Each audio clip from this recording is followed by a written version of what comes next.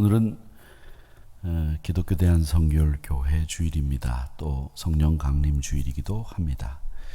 올해가 2021년이니까 1907년에 우리 성결교회가 시작이 됐고 114년이 됐습니다. 차수로는 115년 차고 지난 주간에 115년차 총회가 경주에서 열렸고 잘 마쳤습니다.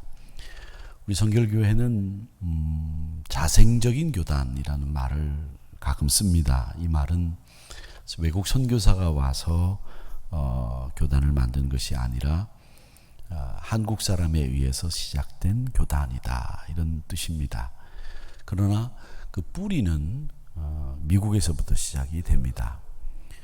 1894년도 그 이듬해 미국에서는 무디 목사님을 중심으로 한 영적 대각성 부흥운동이 일어납니다. 이 세계 기독교 역사에 보면 굉장히 획기적인 사건인데, 이때 그 중심이 미국의 시카고였습니다. 그 시카고에 무디 교회가 있었는데, 그 시카고 무디 교회에서 A.B. 심프슨이라고 하는 목사님의 부흥회가 열리고 있었습니다. 근데 그 부흥회에 길보른과 카우만이라고 하는 사람이 참석을 해서 큰 은혜를 받았는데, 이 사람이 당시에는 1890년대 당시에는 가장 잘 나가던 직업군이 전신 기사였습니다. 요즘으로 말하자면 어떤 직업이 될런지 모르겠습니다만은 어쨌든 가장 전도 유망한 젊은이들이 지원하는 직업이 전신 기사였습니다.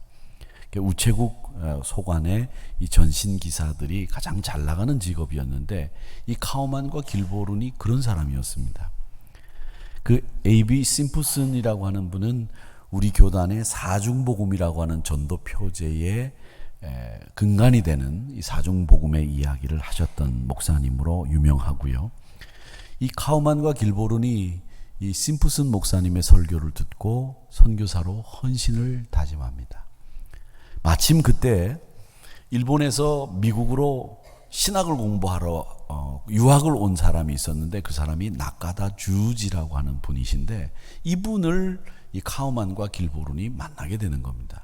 그러면서 일본 선교에 대해서 비전을 갖고 열정적인 이야기를 나누다가 이게 계기가 돼서 1901년 2월 달에 카우만 부부가 먼저 그 직장을 이제 그만두고 선교사로서 일본으로 건너오게 됩니다.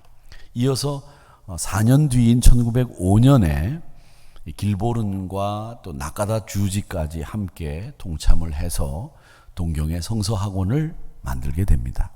그리고 성서학원과 겸해서 교회인 복음전도관을 세우게 되는 겁니다. 이 복음전도관과 성서학원이 막 부흥하고 있을 무렵에 한국에서 김상준, 정빈이라고 하는 두 분이 공부를 하러 건너갔다가 이곳에서 이제 유학 생활을 시작을 하고, 이 두 분이 여기서 공부를 마치게 됩니다. 그리고 2년 뒤인 1907년에 한국으로 김상준 씨와 정빈 씨가 돌아와서 5월 30일이 저희가 성결교회 주일을 지키는 이유가, 이 김상준, 정빈 씨가 일본에서 유학을 마치고 한국에 돌아와서 복음 전도를 시작한 날이 5월 30일입니다. 또 게다가 웨슬리가 올더스게이트에서 회심을 경험한 날이 이 5월 말입니다. 그래서 이 성결교회 주일이 이 5월 마지막 째 주일이 되는데, 경성의 염곡이라고 하는 곳, 지금의 무교동입니다. 옛날 코오롱 빌딩이 있던 자리고, 시청이 이렇게 있으면 남산을 바라보면서 왼쪽 자리, 지금 거기 가보면 지계석이 있습니다. 성결교회가 처음 시작된 곳이라고 하는 명패가 이렇게 남아 있는데, 거기서 본격적인 복음을 전도하기 시작을 했습니다. 그게 1907년 5월 30일경이었습니다. 거리를 다니면서 북을 치면서 믿기만 하오 이렇게 외치면서 전도한 것이 기독교 대한성결교회가 시작된 배경입니다. 그래서 1907년 5월 30일 무교동 지금의 무교동이고 염곡에서 기독교 대한성결교회가 시작이 됐다, 이렇게 보시면 됩니다.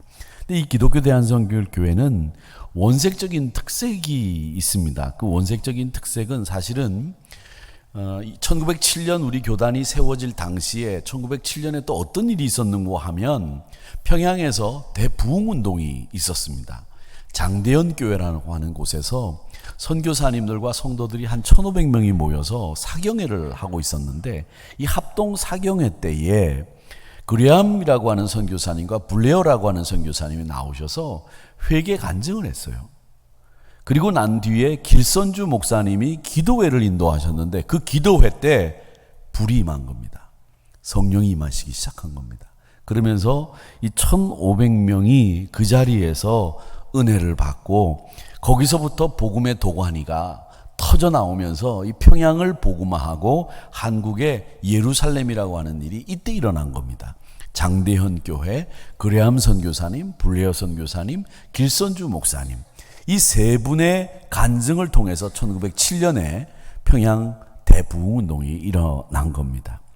이럴 때 경성에서는 이 사중복음의 기치를 들고 성결교회가 부흥의 불길에 뛰어들게 되는데, 종로 한복판에서 시작되는 이 복음전도 간의 역사, 그 역사의 중심에는 뭐가 있었느냐면 기도, 전도, 기도, 회개. 이 기도와 회개가 이 성결교회의 특색 있는 가장 원색적인 복음의 중심에 있는 것이 기도와 회개였고 직접 전도였습니다. 이 직접 전도는 장안의 화제가 될 정도였는데 거리를 다니면서 북을 치면서 복음을 전했습니다. 여러분, 우리 장로님들이나 권사님들, 연세 드신 분들은 아시겠지만 부흥회를 할 때가 되면 부흥회 때 부흥회 포스터를 북을 치면서 다니면서 거리에 붙였습니다. 여름 성경학교를 하게 되면 여름 성경학교 포스터를 다니면서 붙였습니다. 지금은 그런 전통이 하나도 없어졌지만, 물론 아무 유인물이나 붙일 수 있는 상황이 아니게 돼 있지만, 이 복음전도관의 이 전도는 굉장히 화제가 돼가지고 거리마다 다니면서 북을 치면서 복음을 전했던 이 전도의 방법은 이 한국교회로서는 획기적인 방법이었습니다. 이러면서 사람들이 복음을 영접하고 거듭나고 회개하고 변화하기 시작을 했는데, 당시에 이 성경책이 지금은 뭐 많이 가야 이게 5만 원, 4만 원 정도 이렇게 성경책을 하지만, 당시 노동자들은 일주일치 내지는 한 달치 월급을 털어야 이 성경책을 살 수 있었는데, 그때 전도를 받은 많은 분들은 자기의 월급을 아깝다 하지 않고 성경책을 사는데 썼다고 합니다. 그만큼 열심이었다고 하는 거죠. 그리고 성결교회, 그 초대 성결교회의 인상적인 것은 예배 모습인데, 예배를 드릴 때 흰 옷을 입은 예배자들이 마룻바닥에서 예배를 드릴 때 이마를 이 마루에 댈 정도로 고개를 푹 숙이고 기도하는 모습이 굉장히 인상적이었고, 또 초대교회처럼 우리 이 성결교회 신자들이 기도할 때 앞뒤로 흔들면서 기도하는 것이 성결교회 신자들이 제일 처음 했다고 합니다. 여러분, 이렇게 기도하실 때 이렇게 하시는 분들 우리는 없으신가요? 그냥 가만히 이렇게 기도하시는데, 예전에 뜨겁게 기도할 때 보면 이렇게 앞뒤로 흔들면서 기도하는 이 기도가 성결교회에서부터 시작이 됐고, 박수를 치면서 설교할 때마다 아멘 아멘 하는, 우리 교회는 아멘 아멘 안 하시지만 아멘 아멘 하는 이것도 성결교회의 특색입니다. 한번 아멘 해보시죠. 아멘. 오늘은 제가 아멘 하면 이게 특색이라고 하니까 크게 하시는데, 이게 우리 성결교회로부터 시작이 된 원색적인 복음을 사랑하던 성결교회의 특징이었다라고 하는 것을 여러분 아시기를 바랍니다. 그리고 이 조선이 이제 멸망하고 대한제국이 세워지면서 일본과 합병이 되지 않습니까? 그때 조선시대에 남아있던 관습 중에 악습이 몇 가지가 있었는데, 그 중에 하나가 여성을 차별하는 겁니다. 그런데 이 성결교회는 여성들과 서민층을 교회 예배 자리에서 차별하지 않고 받아들였다는 겁니다. 지금도 남성과 여성이 서로 마주보지 못하게 십자가 모양으로, 기역자 모양으로 되어진 이런 예배 장소가 남아있는데, 사실 그건 우리의 자랑이 아니라 교회가 아직까지 구습에서 벗어나지 못했다라고 하는 상징이기도 하거든요. 근데 교회는 남녀가 구별 없이 하나님 앞에 정성을 다해서 예배를 드릴 수 있는 이런 문화갱신, 그리고 사회갱신을 주도적으로 이끌었던 교회가 성결교회였다라는 겁니다. 사도행전 지난주에 제가 2장을 가지고 설교를 했는데 그 2장에 나오는 초대교회와 같은 회개, 기도의 역사가 성결교회의 특징이다라고 하는 겁니다. 이것이 절정을 맞이했는데 언제가 절정이냐면 1907년도에 우리 교단이 세워지고 7년이 지난 1914년도 1월 달에 경성성서학원의 학생들 중에서 한 명이 2시에 일어나서 기도를 했는데 그 기도에 많은 학생들이 잠을 자다가 깨어나가지고 같이 동참하게 됩니다. 그러면서 이 경성성서학원 그 자리에서 교실이 기도처가 됩니다. 이 경성성서학원이 어디 있었느냐면 지금 아현동에 있는 아현성결교회 구세군 맞은편에 동경성서학원의 경성성서학원이 있었는데 서울신학대학 전신입니다. 그 서울신학대학이 거기 있었는데 거기서 학생들이 기도를 하면서 교실이 완전히 기도굴이 됩니다. 그래서 그 기도하면서 힘을 얻은 이 학생들이 나가서 개척을 하게 되는데 경상도로는 경주, 김천을 중심으로 개척을 하게 되고 그 다음에 전라도 쪽으로는 군산과 전주를 중심으로 내려가서 교회를 개척하게 됩니다. 그리고 2호 교회가 이 충청도에는 부여 귀암에 2호 교회가 있는데 그쪽을 이 성결교회 모판으로 삼게 됩니다. 그래서 김천과 경주, 전주와 군산, 충청도는 이 부여를 중심으로 해서 이 성결교회가 모판을 마련하고 자라게 되고 성장하게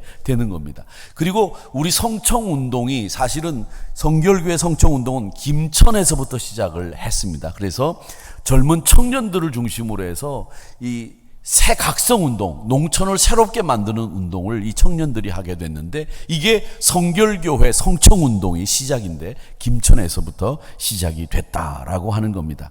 그러면서 1917년 우리 교회가 독립문 복음전도관이라고 하는 이름으로 독립문에 세워지게 되는 겁니다. 이처럼 이 기도와 회개, 이건 믿음을 가지고 있는 성도들이 하는 신앙 행동 중에 가장 중요한 행동입니다. 회개를 통해서 중생하고 거듭나고 칭의 의롭다고 인정받고 또 의롭다고 부름을 받고 의인이라고 하는 인정을 받고 또 하나님께서 우리에게 주시는 성결의 은혜를 받게 되는 이 여기에 가장 중요한 게 회개의 역사입니다.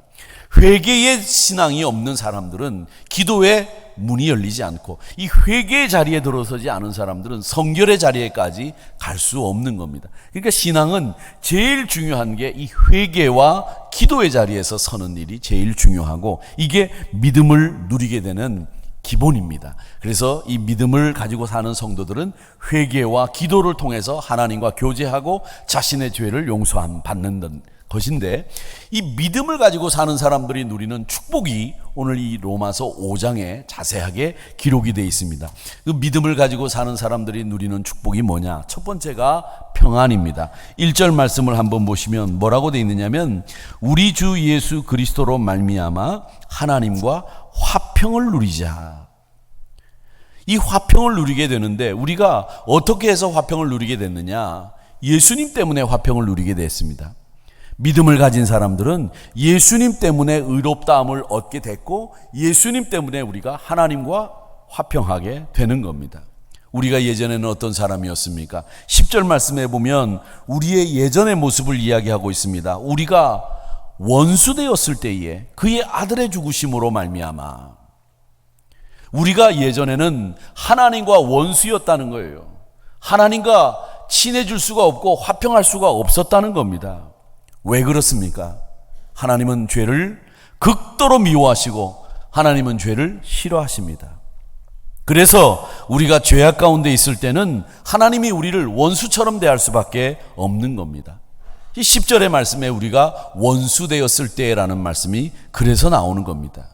그런데 우리 주님이 십자가에서 우리의 죄를 대신해서 짊어지시고 죽으심으로 말미암아 우리가 원수되었던 우리를 화목하게 만드는 역사를 일으키신 겁니다. 더 이상 우리는 죄인이 아니라 예수 그리스도의 십자가의 보혈로 의롭게 만들어 주셨습니다. 그래서 십자가는 화해의 십자가입니다. 하나님과 화목 관계가 이루어진 겁니다. 여러분이 평안을 누리게 된 겁니다. 여러분, 문제가 없어서 평안을 누린다고 생각하실 수 있습니다. 나는 이제 내가 가지고 있는 문제가 해결되면 평안할 거야. 아닙니다. 문제가 있어도 평안할 수 있습니다. 또 평안해야 합니다. 그 문제는 우리의 본질적인 문제가 아니에요. 진짜 본질적인 문제는 우리의 영혼의 문제입니다. 그 영혼이 하나님과 평화를 누릴 수 있어야 되는데, 우리의 영혼이 하나님과 평화를 누리기 위해서 그리스도의 보혈이 필요한 거고, 그 그리스도의 피로 말미암아 여러분은 평안하게 되신 거예요. 신약 성경에 쓰여진 이 그리스 말로 평안을 에이레네라고 합니다. 구약 성경에 쓰여진 히브리 말로는 그걸 샬롬이라고 합니다. 하나님과 화목하게 되면서 여러분이 누리게 된 첫 번째 믿음의 축복은 뭐냐? 평안하게 되었다는 거예요. 여러분의 심령이, 여러분의 삶이 평안하게 되었다는 거예요. 2차 대전 때 영국군이 독일군에게 포위를 당해서 전멸하게 됐습니다. 폭격을 받아서 이 통신망이 다 끊어졌습니다. 통신병이 외부에 지원병을 요청하려고 통신선을 찾아보니까 폭격을 맞아서 끊어졌는데 겨우 한 선을 찾았어요. 그래가지고 연결해 보려고 하니까 한 2m 정도가 모자라요. 아무리 끌고 모아도 선을 연결할 수가 없어서, 당시에는 이 전선을 연결하면 전기가 통하는데 할 수 없이 자기가 그 전선을 붙잡고 본부에 지원군을 요청하는 통신을 올립니다. 그래서 지원군이 오는 일이 벌어지게 되고, 그 지원군 때문에 전멸할 뻔했던 그 영국군이 살아나게 되고 거기서 벗어나게 됩니다. 이렇게 자기 몸을 연결해서 죽인 분이 누구냐? 그리스도 예수예요.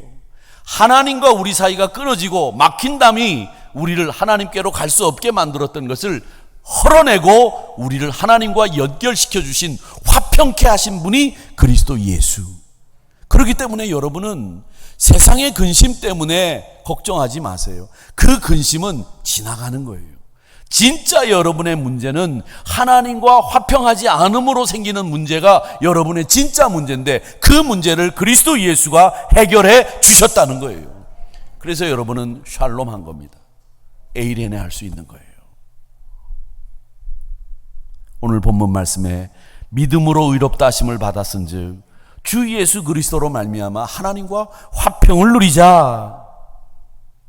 이 화평은 인간에게 있어서 가장 바람직한 상태를 이야기하는 겁니다. 하나님이 보호하시고 하나님이 베풀어 주시는 은사를 얘기하는 겁니다. 약속의 하나님이 한없이 내려주시는 은혜이자 선물이 뭐냐? 샬롬. 하나님과 화목해야 이웃과 화목할 수 있어요. 하나님과 화목해야 부부가 사랑이 넘치고, 하나님과 화목해야 모든 인간관계가 풀려나갑니다. 샬롬입니다. 사랑하는 성도 여러분, 하나님을 믿음으로 말미암아 여러분에게 샬롬을 주신 그 은혜를 마음속 깊이 간직하시고 승리하시기를 축원합니다. 이 믿음을 가지고 사는 사람에게 두 번째 주신 은혜가 있습니다. 5장 3절의 말씀, 5장 2절의 말씀에 보면, 또한 그로 말미암아 우리가 믿음으로 서 있는 이 은혜에 들어감을 얻었으며, 우리가 믿음으로 얻게 된 두 번째 축복이 뭐냐? 은혜에 들어가는 권리를 하나님이 축복으로 허락해 주셨다는 겁니다. 여러분들이 기도하고 여러분들이 예배를 드리면서 찬송을 부르면서 말씀을 들으면서 깨달음을 얻고 은혜를 얻는 이 축복이 여러분의 믿음으로 말미암아 얻게 되는 축복이라는 거예요. 이건 현재 우리가 누리는 축복입니다. 현재 중보자 되시는 예수 그리스도가 십자가에 돌아가심으로 말미암아 우리가 은혜의 보좌 앞에 나갈 수 있게 됐다는 거예요. 옛날에는 대속제일에 제사장이 제비를 뽑아서 한 사람만 정해진 시간 안에 성소에 들어갈 수 있었습니다. 제사장이라도 그 정해진 시간에 아무나 들어갔다가는 바로 죽임을 당했어요. 그런데 우리는 그리스도 예수로 말미암아 하나님과 화목하게 됨으로 말미암아서 저희들은 언제든지 하나님의 은혜의 자리에 들어갈 수 있게 됐다는 거예요. 이게 우리가 얻은 믿음의 두 번째 축복입니다. 신앙생활은요, 은혜 자리를 지키는 겁니다. 은혜의 자리를 지키는 게 신앙생활이에요. 내가 어떻게 하면 은혜의 자리를 지킬까? 내가 어떻게 하면 은혜의 생각을 할까? 내가 어떻게 하면 은혜의 말을 할까? 이걸 생각하면서 사는 사람들이 믿음의 생활하는 신앙의 생활입니다. 예수 그리스도께서 하나님과 우리와 나누어졌던 그 관계를 헐어내고 하나 되게 하셨습니다. 에베소서 2장 14절의 말씀에 보면 우리의 화평이신지라, 누가? 그리스도 예수가 둘로 하나로 만드신 원수된 것 중간에 막힌 담을 자기 육체로 허셨다. 그리스도가 십자가에 매달려 돌아가시는 순간에 휘장이 위에서부터 아래로 찢어지면서 우리가 은혜의 자리에 들어갈 수 있게 됐다. 그 얘기입니다. 사랑하는 성도 여러분, 그 은혜의 자리에 들어간 것에 대해서 뭐라고 얘기하시느냐? 5장 10절 말씀에 보면 이렇게 이야기합니다. 그의 피로 말미암아 너희가 구원을 얻었는데 그의 아들의 죽으심으로 말미암아 화목하게 됐고 그가 다시 살아남으로 말미암아 구원을 받았다. 그랬습니다. 예수 그리스도의 부활이 우리에게 구원을 허락해 주셨고 그가 돌아가심으로 우리가 어떻게 됐느냐? 하나님과 화목하게 됐다. 사랑하는 성도 여러분, 은혜의 자리에 들어가게 된 이 현재의 축복을 마음껏 누리시기를 축원합니다. 잠언에 보면 이 지혜에 관련된 이야기가 많이 나옵니다. 8장에 특히 지혜에 관련된 얘기가 많이 나오는데 이 지혜를 사람처럼 만들어 가지고 이 지혜가 길거리에서 우리를 부른다, 높은 곳에서 우리를 부른다, 이런 표현들이 잠언에 쫙 나와요. 여러분, 지혜가 뭡니까? 지혜는 두 가지입니다. 한 가지는 뭐냐면 하나님을 경외하는 것, 그리고 하나는 지식의 근본, 이게 지혜입니다. 그런데 이 지혜가 여러분 인간처럼 우리에게 간절히 호소하는 게 있습니다. 그 호소하는 걸 잘 들어보세요. 잠언 8장 22절의 말씀에 보면 여호와께서 그 조화의 시작, 이 조화의 시작이라는 말은 천지를 창조하시기 시작하기 전에, 천지를 만드시기 전에, 태초에 일을 하시기 전에 나를 가지셨다 그랬습니다. 여기서 내가 지혜입니다. 하나님이 천지를 만드시기 전에 이미 지혜를 가지고 계셨다. 이 말을 왜 하셨겠습니까? 이 말을 하신 이유는 하나님이 세상을 만드실 때 어떤 원리로 세상을 만드셨느냐? 하나님의 지혜의 원리로 세상을 만드셨다는 거예요. 컴퓨터를 써보신 분들은 아시겠지만 이 컴퓨터에는 OS라고 하는 운영체계가 들어있습니다. 보통 윈도우라고 하는 운영체계를 써서 컴퓨터를 쓰십니다. 또 애플 컴퓨터는 맥이라고 하는 운영체계를 써서 컴퓨터를 씁니다. 이 컴퓨터가 운영체계가 있듯이 이 우주가 운영체계가 있어요. 그 운영체계가 뭐냐? 하나님의 지혜입니다. 왜? 8장 22절 말씀에 천지를 만드시기 전에 하나님이 나를, 지혜를 가지고 천지의 조화를 만드시기 시작했다, 이렇게 말씀하고 있기 때문이죠. 근데 제가 이번 총회 때, 우리 총회 때 교단 이 신앙 교리 문답서가 나왔어요. 제가 그걸 보고 깜짝 놀랐어요. 그 얘기는 나중에 제가 하기로 하겠습니다만, 그 얘기 때문에 제가 총장님하고 교수님 몇 분들하고 얘기를 좀 나누었습니다. 이 나누는 중에 이 지혜에 대한 이야기가 나와서 어떤 교수님이 저한테 이런 얘기를 하는 거예요. 목사님, 하나님의 지혜라는 게 뭡니까? 하나님의 지혜? 제가 말씀드린 것처럼 여호와를 경외하는 것, 지식의 근본, 이게 지혜라고 성경은 말씀하지 않았습니까? 근데 저는 하나님의 지혜를 이렇게 설명하고 싶습니다, 이렇게 얘기하면서 얘기하시는 것이 뭐냐면, 하나님의 지혜는 만세 전부터 하나님이 땅을 만드시기 전부터 가지고 계셨던 건데, 저는 하나님의 지혜는요, 하나님을 경외하는 것이라고 물론 말씀합니다만, 하나님의 지혜는 어떤 사물을 가리키거나 어떤 특정한 일을 하는 것이 아니라 우리 신앙생활하는 모든 것을 지혜에 총괄한다는 거예요. 그러면서 하는 얘기가, 하나님의 지혜는요 늘 성부, 성자, 성령 하나님이 의논하시는 거, 서로 상의하시는 거, 이게 하나님의 지혜의 근본이라고 생각합니다. 이렇게 얘기하시더라고요. 제가 그 얘기를 듣는 순간에 깨달음이 딱 오는 거예요. 그렇구나. 미련한 사람은 독단적이고 자기 의견을 관철시키려고 하고 자기 생각이 옳고 남의 말을 안 듣는 것이 미련한 사람. 그런데 하나님은 지혜로우신 분이기 때문에 성자, 성령, 성부 하나님 세 분이 늘 의논하시고 상의하시고 같이 하시는구나. 이 신학자들이 바라보는 하나님의 지혜의 모습이구나. 이걸 깨달았어요. 그래서 삼위 하나님 사이에 이루어지는 의논이 하나님의 지혜다, 이렇게 얘기하시더라고요.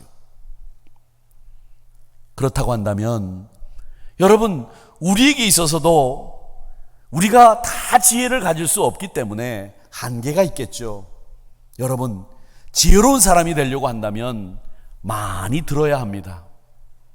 지혜로운 사람이 되려면 많이 의논해야 됩니다.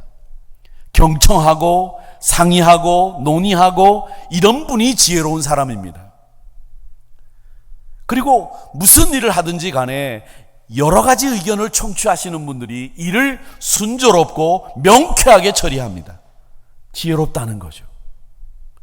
그래서 하나님의 의논이 지혜입니다 라고 하는 그 신학자의 이야기를 제가 귀담아 들었습니다. 근데 여러분, 지혜가 주는 유익함이 있습니다. 그 지혜가 주는 유익함이 성경 사무엘상 18장 4절 5절에 두 절의 기록이 되어 있는데, 5절에 보면, 15절에 보면, 14절 15절인데 15절에 보면 이런 말씀이 있습니다. 어떤 말씀이 있는가 하면, 사울은 다윗이 크게 지혜롭게 행함을 보고 그를 두려워했다라는 말입니다. 여러분, 세상은 돈 있고 권세 있고 명예로운 사람들, 자기보다 힘 있고 자기의 생사를 찬탈할 수 있는 사람들을 두려워합니다. 그런데 여러분, 성경은 지혜로운 사람을 두려워한다고 말합니다. 이게 성경적인 모습이고 표현입니다. 사울이 누굽니까? 다윗의 장인입니다. 사울은 군왕입니다. 부하 장수입니다. 군대 조직으로 따지자면 상관이에요. 사위입니다. 왕입니다. 신하입니다. 그런데 도리어 거꾸로 이 사울이 다윗을 두려워했다는 거예요. 왜? 그가 지혜롭기 때문에. 진짜 사람들이 존경하고 사람들이 두려워하는 사람들은 누구냐? 지혜로운 사람들이라는 거죠. 이게 성경의 가르침입니다. 또 하나 14절의 말씀에 보면 다윗이 지혜로우니까 어떻게 됐느냐? 다윗이 그의 모든 일을 지혜롭게 행했다. 여호와께서 그와 함께 계셨다.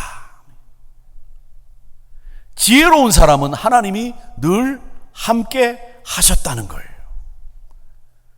지혜로운 사람은 이렇게 하나님이 늘 함께 하시는 분이라고 하는 것을 알 수 있습니다.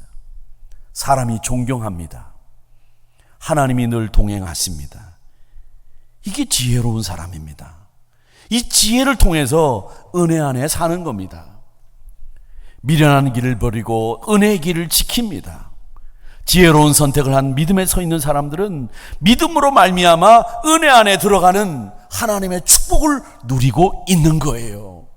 그래서 믿음으로 사는 사람들이 두 번째 얻는 축복이 뭐냐? 은혜 안에 들어감을 얻는 거죠. 마지막으로 믿음으로 사는 사람들의 축복이 있습니다.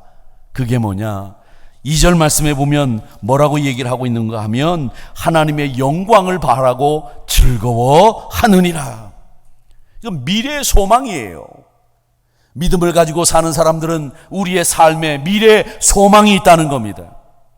마가복음 13장 26절의 말씀처럼 인자가 구름을 타고 큰 권능과 영광으로 오는 것을 볼 걸 기대하는 사람들입니다. 예수님이 마지막 때에 큰 권능과 영광으로 나타나실 것을 소망하는 거죠. 여러분, 이 소망을 여러분들의 소망으로 삼기를 주님의 이름으로 축복합니다. 근데 이런 소망이 없으면 이 땅에 집착해요. 이 세상을 고집해요. 미래에 대한 소망이 없기 때문에 이 땅에서 모든 것을 누리고 싶어 합니다.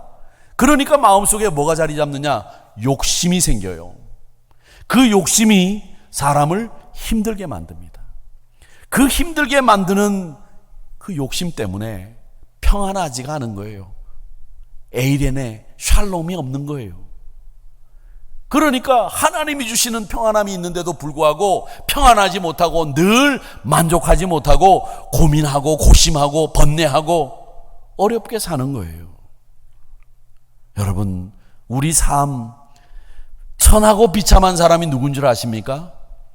진짜 천하고 비참한 사람은 소망이 없는 사람이 천하고 비참한 사람이에요. 소망이 있으면 돈이 없어도 가진 거 없어도 그 사람 고결하고 그 사람 멋진 사람입니다. 소망이 없으니까 비천하고 소망이 없으니까 참담하게 비참하게 사는 거예요. 영혼에 비하면 우리가 이 땅에 사는 기간이 얼마나 짧습니까? 여러분 아시지 않습니까? 밤하늘의 별을 보면 그 별이 몇백억 광년에서 날라온 그 빛이 우리 눈에 비친다고 하는데 그 빛은 우리 눈에 비치지만 그 별은 지금 사라지고 없을 수 있다는 거지 않습니까? 금성까지 날아가는데 그 빠른 우주선 속도로 7개월을 간다고 합니다. 얼마나 멀고 얼마나 긴 거리고 얼마나 이 우주가 광활합니까? 우리가 사는 시간 기껏해야 70년 80년 길어야 100년인데 그게 영혼처럼 느끼고 사는 사람들 어리석은 사람들이에요. 우리의 영혼은 여기가 아니라 우리의 미래에 있습니다. 주님이 큰 권능과 영광을 가지시고 오시는 그날이 우리의 소망의 날이에요. 그날을 소망하고 살아야 그 신분이 고결한 사람이 되는 거예요. 믿음의 사람들은 가치관이 바뀐 사람들이라고 하죠. 그 가치관이 바뀐 사람들이 어떻게 사는지를 오늘 3절 4절에서 말씀한다고 봅니다. 환난 속에서 우리가 즐거워한다. 왜 어째서 환난 속에서 우리가 즐거워합니까? 환난이 우리를 인내하게 만듭니다. 인내하게 만들었던 그것으로 인해서 우리가 연단을 받고 훈련을 받습니다. 그 훈련을 받고 연단을 받은 우리가 결국 뭘 가집니까? 소망을 가집니다. 그러니 그 소망이 환난 중에서도 우리를 즐거워하게 만드는 것 아닙니까? 그래서 환난 중에 즐거워하나니 환난은 인내를, 인내는 연단을, 연단은 소망을 우리에게 이루는 줄 알미라. 그렇게 얘기하시는 거예요. 사랑하는 성도 여러분, 그래서 이 소망을 가지고 있는 사람들이 가지는 유익이 너무나 많습니다. 근데 이 소망이 말이죠, 다른 사람들에게 얘기하세요. 내 소망은 말이야 변호사가 되는 거야, 의사가 되는 거야, 대통령이 되는 거야, 장관이 되는 거야. 이렇게 얘기하면 아 그래 이렇게 얘기하는데, 내 소망은 우리 주님이 큰 권능과 영광 중에 다시 오실 날을 기다리는 거야, 이렇게 이야기하면 하찮은 소망이라고 얘기한다는 거예요. 이걸 바울은 잘 알고 있었어요. 그래서 뭐라고 얘기를 하느냐면 이렇게 이야기를 합니다. 소망이 우리를 부끄럽게 하지 아니함은, 세상 사람들은 우리 소망이 부끄럽다고 생각한다는 거예요. 야, 그런 하찮은 소망 가지고 그게 소망이라고 말하냐? 그런데 우리는 이 소망이 부끄럽지 않다는 거예요. 우리 주님이 큰 권능을 가지고 영광을 가지시고 오시는 그 소망이 나는 안 부끄러워. 왜? 거기에 설명을 하고 있습니다. 설명을 하는데 5절 하반절에 보니까 우리에게 주신 성령으로 말미암아 하나님의 사랑이 우리 마음에 부은 바 되미니, 하나님의 사랑이 내 마음에 부어졌다는 거예요. 하나님의 사랑이 내 마음속에 부어졌는데 내 소망이 왜 부끄러워? 안 부끄러워. 나는 당당하다는 거예요. 그러면서 넘겨서 10절 말씀에 보면 뭐라고 얘기를 하시고 있느냐 하면 이렇게 이야기를 합니다. 화목하게 하셨은즉 8절 말씀입니다. 우리가 아직 죄인 됐을 때 그리스도께서 우리를 위하여 죽으심으로 하나님께서 우리에 대한 자기의 사랑을 확증하셨다 하는 거예요. 여러분이 가지고 있는 소망이 부끄럽습니까? 저는 안 부끄럽습니다. 왜? 하나님의 사랑이 내 마음에 부음받았고 하나님이 나에게 너는 내 사랑하는 아들이다 확증하셨기 때문에 우리 주님 큰 권능 가지고 영광 중에 오시는 것이 부끄럽지 않습니다.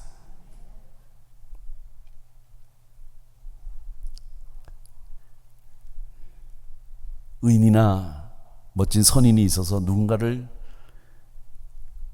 사랑하고 존경하면 그 사람을 위해서 죽을 수 있습니다. 제가 부산에서 목회할 때 이수연이라고 하는 젊은이가 일본으로 유학을 갔다가 지하철역에서 일본 사람이 떨어지는 걸 보고 그 사람을 구하기 위해서 들어갔다가 자기는 피하지 못하고 죽었어요. 열사라고 부릅니다. 누군가를 위해서 죽을 수 있는 사람 분명히 있습니다. 그런데 오늘 성경의 말씀에 보면 뭐라고 얘기를 하느냐면 하찮은 나를 위해서 죽을 사람 아무도 없다는 거예요. 하찮은 나를 위해서 죽을 사람이 아무도 없는데 하찮은 나를 위해서 그리스도 예수가 죽으셨다는 거예요. 그래서 내가 그분 때문에 의롭다함을 입었다는 거예요. 그래서 이 믿음 때문에 내가 평안함을 얻었다. 에이렌의 샬롬의 사람이 됐다. 내가 그 하나님을 믿음으로 말미암아 은혜의 자리에 들어가게 됐다. 내가 이 믿음으로 말미암아 우리 주님이 큰 권능과 영광 중에 오시는 소망을 갖게 됐고 그 소망이 하나님의 사랑이 내 마음에 부음받았고 당신의 사랑을 확증하셨기 때문에 부끄럽지 않다. 이게 믿음을 가지고 사는 사람들이 누리는 진짜 축복입니다. 사랑하는 성도 여러분, 여러분의 삶 속에 이 평안함을 은혜에 들어가는 하나님의 그 사랑하심을 소망 중에 부끄러워하지 않고 믿음의 축복을 마음껏 누리시는 여러분들이 되시기를 주님의 이름으로 축복합니다.